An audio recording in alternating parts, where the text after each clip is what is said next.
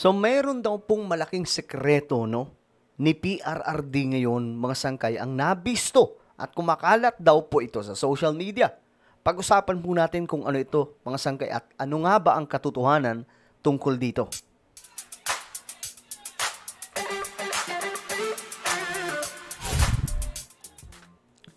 Yo, what's up guys? This is me. I'm back for another vlog today. At ito, pag-usapan po natin, mga sangkay, itong kalat na kalat ngayon sa social media. Itong isang video ng isang dating sekretary ni PRRD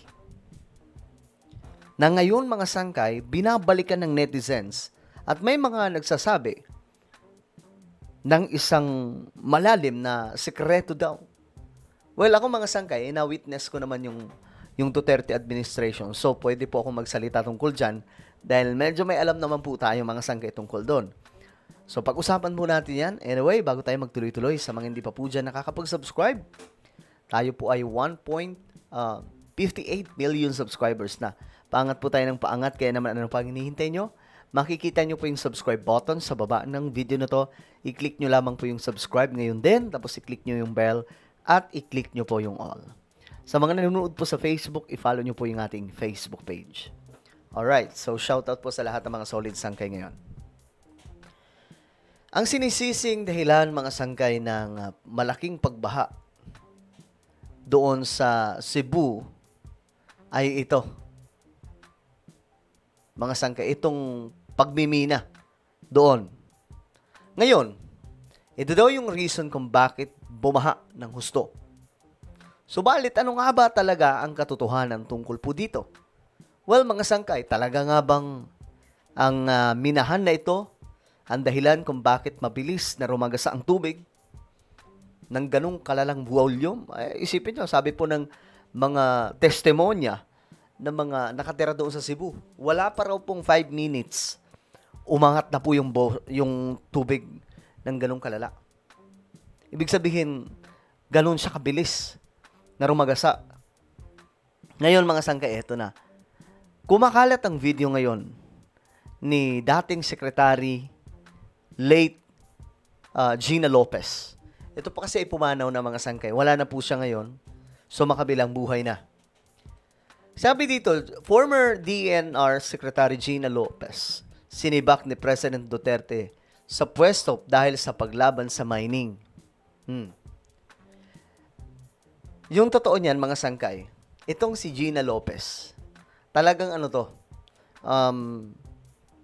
lumalaban to sa mga illegal mining sa ating bansa. At sa totoo lang, siya po yung kaisa-isang DENR secretary na noon bumangga sa sandamakmak na mga kumpanya ng pagmimina. Malala po talagang pagbangga ang ginawa niya, mga sangkay. First time ko po nakita yun, na-witness ko yun. Kasi dati, nagbablog na po ako, pero hindi pa ganito. Sa ano pa lang yun, article, gumagawa ko ng article. Then, mga sangkay, totoo na siya ang pumapalag sa lahat ng mga illegal mining sa ating bansa. Ngayon, mga sangkay, pakinggan po ninyo ang kanyang pahayag dito. Mabigat to. No, but you cannot kill the environment because if you kill the environment, you kill everything. One-third of the Filipino depends on our natural resources.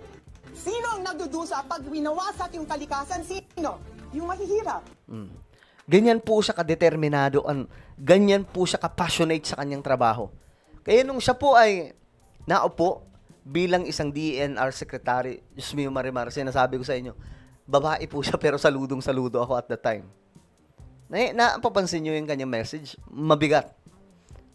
That's the fact. You know, the rich have air cons and all like this. Who suffers if you kill the environment? It's the poor. Mga ano to ang binabangga niya dito, mga malalaking tao. And whose duty is it to protect our people? It's the government. And when you make decisions based on business interests, you have shirked your responsibility. You have lost the moral ascendancy to rule the government because to you, business and money is more important than the welfare of our people. So think of that. Who's gonna do the same thing now, no? So ngayon, kumakalat ito sa social media, itong post na ganito. Ayan po, mga sangkay. Pero, ang tanong kasi dito, totoo ba na sinibak siya ni dating Pangulong Rodrigo Duterte? Yan yung question. Ito pa, kumakalat pong video mga sangkay. Panoorin natin. You cannot kill the environment because if you kill the environment, you kill everything. 1/3 of the Filipino, 1/3 of the Filipino, 1/3 of the Filipino depends on our natural resources. Sinong nagdudusa pag winawasak yung kalikasan? Sino? Grabe. Grabe yung puso niya, no, para sa ating kalikasan. Yung mahihirap. That's the fact. You know, the rich have air cons and all like this. Who suffers if you kill the environment? It's the poor. And whose duty is it to protect our people? It's the government. And when you make decisions based on business interests, you have shirked your responsibility. You have lost the moral ascendancy to rule the government because to you, business and money is more important than the welfare of our people. So take it to that. Tinanggal siya bilang DENR Secretary dahil ipinaglaban ang kalikasan ng mga Pilipino. Exactly, totoo po itong caption. Pero ano nga ba talagang dahilan? Totoo bang tinanggal siya ni PRRD? Dahil kinontra niya mga sangka itong pagmimina? Para po sa inyong kaalaman, yung isang bundok doon po sa Cebu, minina po yun at hinakot po yung laman noon papunta sa Manila Bay. Yung Dolomite Beach, galing po doon yun. Yung mga bato, mga sangkay na dinurog, galing po sa isang bundok. Na ganito po yun, mga sangkay. Halos ganito. Yung itsura. So ngayon, mga sangkay, kaya na-call out ito ng mga tao. Kasi, sabi nila, kaya pala tinanggal itong si Gina Lopez. Kasi di ba nga, hinakot yung mga bato nun, papunta sa Manila Bay. Which is ako, wala akong problema. Manila Bay, gusto ko talaga malinis po yun. Kasi for how many decades, talagang ano yan, punong-puno po ng basura, ang baho po ng Manila Bay. Then, inayos mga sangkay, blinag po natin yun. Pero ano nga ba talaga ang reason bakit tinanggal itong si Gina Lopez? Pakinggan po natin ang report. Rejected ang appointment ng Pangulo kay Gina Lopez bilang kalihim ng Department of Environment and Natural Resources. Nireject po ang kanyang appointment bilang DENR Secretary. Ngayon, bakit? Sino ang nag-reject sa kanya? Si Lopez na ang ikalawang miyembro ng gabinete na hindi nakalusot sa makapangyarihang Commission on Appointments. Yan ang tinutukan ni John Sisante. With sadness in my heart, this committee, through this plenary, is terminating its deliberation on Gina Lopez appointment, not in the way I personally wanted to, but by the decision of the majority, which I am sorry, but we must all respect. To you, Gina Lopez, my supposed DNR Secretary, I salute you. Nagdesisyon ang Commission on Appointments na i-reject ang appointment kay Gina Lopez alinsunod sa rekomendasyon ng CA Committee on Environment and Natural Resources. Ayon kay Committee Chair Senador Manny Pacquiao, mayorya ng komite o umabot sa kinakailangang 13 boto ang tutol sa appointment ni Lopez.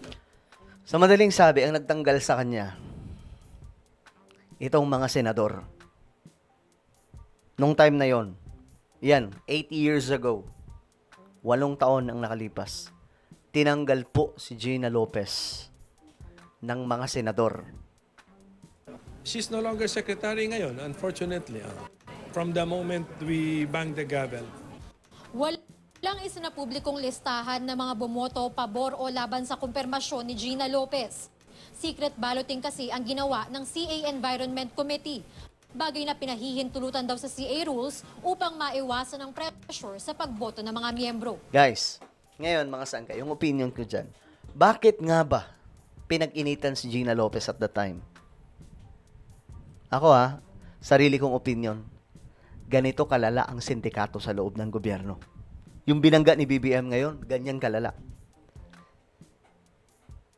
Kasi mga sangkay, ang binangga niya dito, mga dambuhalang minahan sa Pilipinas na nagwawasak sa ating kalikasan. Makakapangyarihang tao, may makakapit sa gobyerno. And we all know, guys, kung sino mga sponsor nito mga politiko sa ating bansa ng mga buhaya? We all know. Sige, bibigyan ko namin kayo ng pera. Tumakbo ka sa pagkasenador. Tumakbo ka sa ganitong klaseng.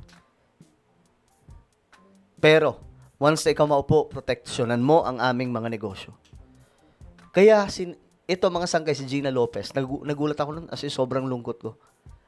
Parang si Manny Pacquiao, nalungkot din po mga sangkay. Kita niyo yung statement niya. Isa-isang DENR secretary. Marami tong babala noon. Sabi niya, kapag winasak niyo yan, pag tinuloy-tuloy niyo yung pagmimina, dadating ang araw, wawasakin ang ating bansa ng mga baha. Then what happened in Cebu? Diba ang lala mga sangkay? Ganyang kalala ang baha sa Cebu. Kasi nga, maliban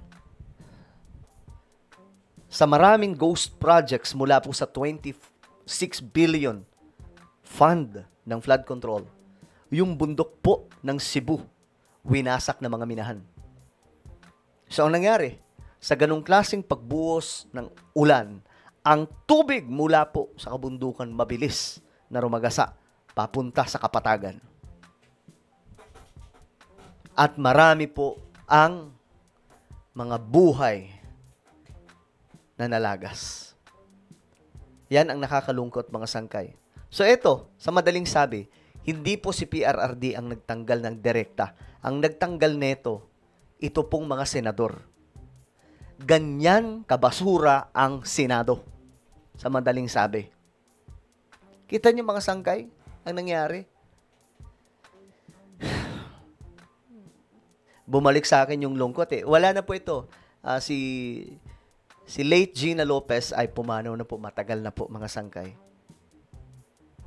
Nakakalungkot. Ang ilang senador, inanunsyo sa plenaryo na bumoto sila pabor kay Lopez. Sila ay sina Senador Tito Soto, Loren Legarda, J.V. Ejercito at Kiko Pangilinan, nakasama rin daw ang iba pang LP members sa sina Senador Ralph Recto, Bam Aquino at Franklin Drilon sa pagboto pabor kay Lopez. Sa madaling sabi mga sangkay, nilaglag si Gina Lopez ng posible mga politikong may koneksyon sa mga minahan. Guys, ang mga minahan na yan pong sumisira sa ating kalikasan. Kaya po ganito kalala ang baha sa kapatagan. Ayon kay Soto, bumoto rin pabor kay Lopez si Manila Representative Santi Ocampo. Naging kontrobersyal ang 10 buwang panunungkulan ni Lopez sa DENR bunsod ng utos niyang ipasara ang 23 minahan sa bansa at ikansela ang mineral production sharing agreements ng 75 mining companies. Kita niyo mga sangkay, yan ang mga binangga niya noon. Panahon po yan mga sangkay ni former President Duterte. Sa mga pagsarang niya sa CA, ilan sa mga isyong pinasagot sa kanya, ang umano'y 55 consultant na kinuha niya at ang kanyang expertise para pamunuan ang DENR. Si Lopez ang ikalawang miyembro ng gabinete ng Administrasyong Duterte na natanggal sa pwesto dahil rejected ng CA. Nitong Marso, unanimous ang desisyon ng CA na i-reject ang appointment ni Perfecto Yasay bilang Secretary of Foreign Affairs dahil umano sa pagsisinungaling nito tungkol sa kanyang citizenship. So ayan mga sangkay, yan po ang nangyari noon. Okay? I hope na naliwanagan na po ang lahat ngayon. Okay, alam ko mga sangkay, tayo po ay may pagkakaiba na mga, kumbaga, political belief. But guys, doon lamang po tayo sa totoo. Pero isa pa rin po sa dahilan talaga kung bakit binabaha ang Cebu. Ayon po sa governor ng Cebu, isa sa dahilan ay dahil sa mga ghost project at substandard flood control na nagsimula nung panahon ni PRRD 2019. Nakakalungkot ito pero kailangan po itong mapanagot mga sangkay kahit na sino pang tao na involved dito. Alright? Ano po ang inyong opinion? Comment down below. Meron po tayong YouTube channel, Sangkay Revelation. Hanapin nyo po ito sa YouTube ngayon din. Kapag nakita nyo na, i-click nyo po yung subscribe, i-click ang bell, at i-click nyo po yung all. Ako na po ay magpapaalam. Mag-iingat po ang lahat. God bless everyone.